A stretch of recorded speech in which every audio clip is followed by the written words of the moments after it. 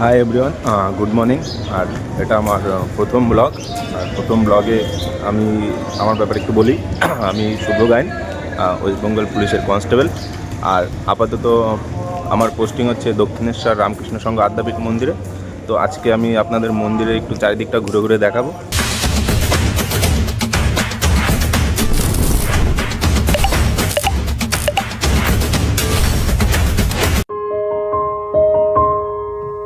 এই হচ্ছে আদি মন্দির।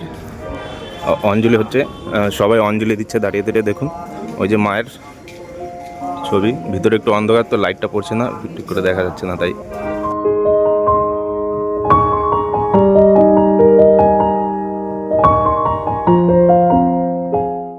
এই দিকটা হচ্ছে মেন মন্দির, যেটা সকাল 10:30টাতে খোলে।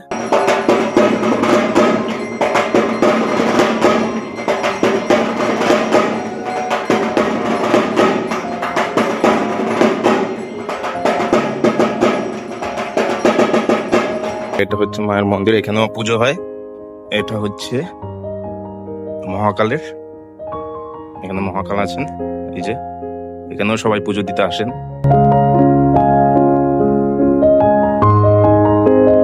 এদিকটাতে হচ্ছে যুগল মন্দির।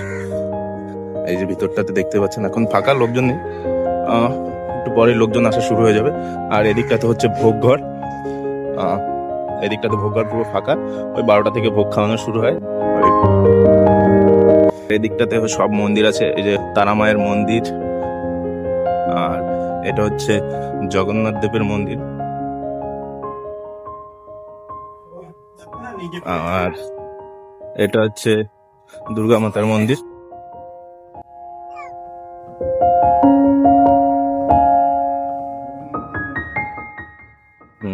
এই ছিল আমার ফার্স্ট ব্লগের ভিডিও। যদি ভিডিওটি ভালো লাগে তাহলে লাইক করে দিও, আর চ্যানেল নতুন হলে চ্যানেলটি সাবস্ক্রাইব করে দিও।